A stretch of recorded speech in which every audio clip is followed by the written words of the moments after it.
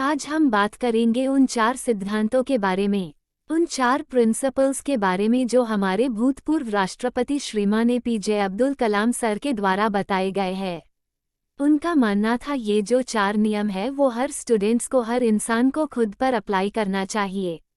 अगर कोई भी स्टूडेंट्स या कोई भी इंसान इनको अपने जीवन में उतार लेता है और उनको फॉलो करता है तो इस दुनिया में ऐसी कोई चीज़ नहीं है जो उस इंसान की कदमों में ना गिर जाए। इन चारों प्रिंसिपल्स को हम पूरी डिटेल्स में समझेंगे ताकि आपको इन्हें फॉलो करने में आसानी रहे। नंबर 1, मेरा एक महान उद्देश्य है। हमेशा अपने आप को याद दिलाए कि आपका लक्ष्य बहुत बड़ा है। अपने आप को बोलिए कि I will have great aim. दोस्तों, सन 1958 की बात है। डॉक्टर एपीजे अब्दुल कलाम एक पायलट बनना चाहते थे।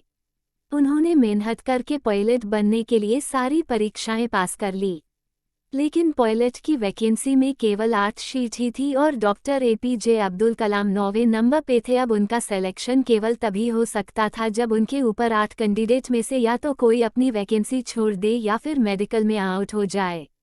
लेकिन उनको इस बात का काफ़ी डिसअपॉइंटमेंट हुआ कि उनका सिर्फ एक रैंक की वजह से वो सिलेक्शन से आउट हो गए। लेकिन उन्होंने ये स्वीकार किया कि it was a disappointment for me but disappointment could not defied me, यानी कि मैं निराश जरूर हुआ था लेकिन निराशा कभी मुझे हरा नहीं सकी।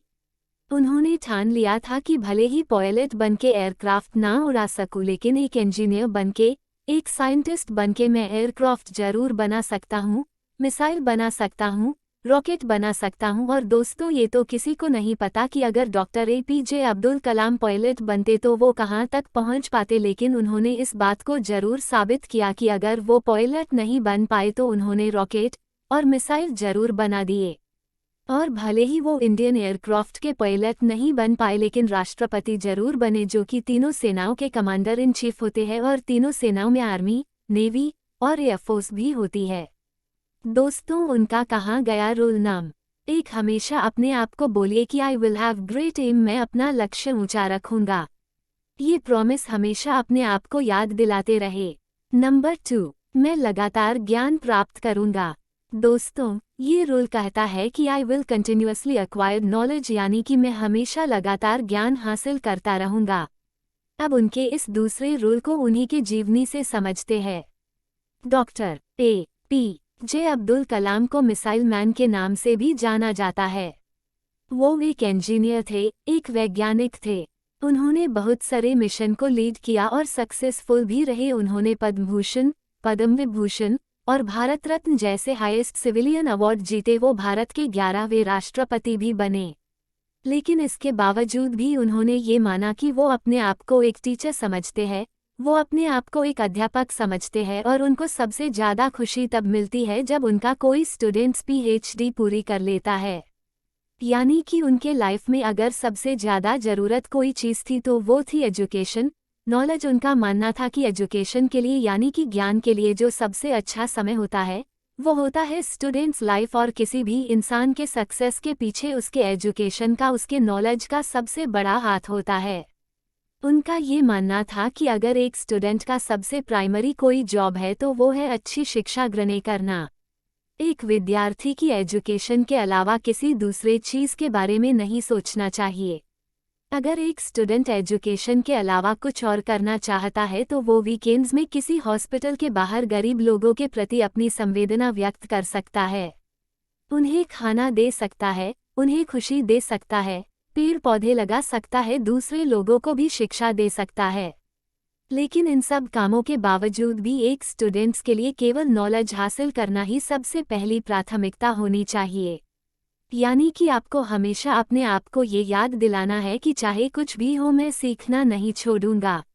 नंबर 3, मैं कड़ी मेहनत करूंगा। डॉक्टर एपीजे अब्दुल कलाम का तीसरा नियम था कि अपने आप से हमेशा ये प्रॉमिस करे कि मैं हमेशा हार्ड वर्क करता रहूंगा, यानी I will do hard work. दोस्तों, 1973 की बात है। विक्रम साराभाई अंतरिक्ष स्पेस के अंदर के चेयरमैन प्रोफेसर सतीश धवन ने डॉक्टर एपीजे अब्दुल कलाम से कहा कि हमें एक सैटेलाइट लॉन्च व्हीकल बनाना है, यानी कि एक ऐसा रॉकेट जिसमें हम सैटेलाइट रख करके उसको हम अंतरिक्ष स्पेस में भेज सके। डॉक्टर एपीजे अब्दुल कलाम ने इस काम को पूरे जिम्मेदारी के साथ स्वीकार किया। वो इस मिशन व प्रोजेक्ट के डायरेक्टर थे, यानी कि पूरी टीम को उनके नीचे काम करना था। उनके नीचे 1000 से भी ज़्यादा दूसरे इंजीनियर थे और करीब 10,000 वर्कर थे। इनके अलावा भी ऐसे कई सारे लोग थे जो इनडायरेक्टली इस मिशन से जुड़े हुए थे। इतनी बड़ी टीम को 6 साल का वक्त लगा प्रोजेक्ट शुरू करने से लेकर लॉन्च के दिन तक। 17 अगस्त 1979 इस तारीख को सैटेलाइट लॉन्चर का टेस्ट होना था। लॉन्च के 8 मिनट पहले सारा कंट्रोल कंप्यूटर के हाथों में दे दिया गया, लेकिन उसी वक्त एक चेतावनी आई कि लॉन्चिंग में कुछ दिक्कत है। लॉन्च के ठीक 4 मिनट पहले ये डायग्नोस किया गया कि कुछ लीक्स है, लेकिन उनके टीम के जो एक्सपर्ट्स थे उनकी ये राय थी कि लीक्स के बावजूद भी रॉकेट में इतना सफिशिएंट ऑक्सीडाइजर है कि वो अपना लॉन्च जारी रख सकते हैं, और मिशन लेटर होने की वजह से डॉक्टर कलाम को ये डिसाइड लेना पड़ा कि वो रॉकेट को लॉन्च करेंगे। लेकिन लॉन्च के कुछ मिनट बाद ही वो रॉकेट पृथ्वी की कक्षा में ना जाकर बंगाल की खाड़ी में जाकर गिर गया। 6 साल की मेहनत, हजारों लोगों के कई लाखों वर्किंग आवर, जनता का पैसा और मिशन 2 मिनट में फेल हो गया। लेकिन जैसा कि doctor APJ Abdul Kalam rule number 3 में बताते हैं कि हमेशा अपने आप को याद दिलाते रहे कि आप कड़ी मेहनत करते रहेंगे, ठीक उसी नियम का अनुसरण करके डॉक्टर APJ अब्दुल कलाम अपनी टीम के साथ 1 साल और कड़ी मेहनत करी, और प्रोजेक्ट के शुरू होने के 7 साल बाद आखिरकार उन्होंने साबित करके दिखाया कि कड़ी मेहनत आपकी असफलता को सफलता में बदल सकती है। यानी कि आप हमेशा अपने आप से कहते रहे, I will do hard work. Number 4, मैं दृढ़ और सफल रहूंगा। दोस्तों, जो कहानी मैंने रूल नंबर 3 में बताई, जिसमें 7 साल बाद जाकर मिशन सफल हुआ, वहीं से निकल के आता है रूल नंबर 4, यानी कि हमेशा अपने आप को ये याद दिलाते रहे कि I will preserve where I will suicide, यानी कि लगातार काम करना। हम जो मेहनत कर रहे हैं उस मेहनत को लगातार करते रहे, चाहे कितनी भी मुसीबत आए, कॉन्स्टेंटली आगे बढ़ते रहना, अपने शब्दों पे और अपने वचनों पे कायम रहना। किसी में इतनी हिम्मत ना हो कि आपके हौसलों को कम कर सके। हम में से ऐसे कई सारे लोग हैं जिनकी आंखों में कुछ सपना है, जो लोग कुछ करना चाहते हैं वो काम करना शुरू करते हैं अपने सपनों पर, लेकिन समय बीतने के साथ साथ उनकी व्हील पावर कम होती जाती है। दोस्तों, आपको किसी भी कीमत पे अपने हौसलों को नहीं टूटने देना है। डॉक्टर APJ अब्दुल कलाम का मानना था कि आप तब तक अपना जिद ना छोड़िए जब तक आप अपने लक्ष्य तक नहीं पहुंच जाते, और आपका लक्ष्य है आपकी यूनिकनेस, आपका सबसे अलग होना, आपका पहचान सबसे अलग होना, और आपके इस यूनिक बनने के सफ़र में आपकी मुसीबतों का सबसे अहम रोल होता है। अगर आप अपने मुसीबतों से डरना छोड़ दिया, उन पर से ध्यान हटाकर उनके हल के बारे में सोचना शुरू कर दिया और उन पर काम करना शुरू कर दिया, तो आप किसी ना किसी दिन इस दुनिया में सफल जरूर हो जाओगे।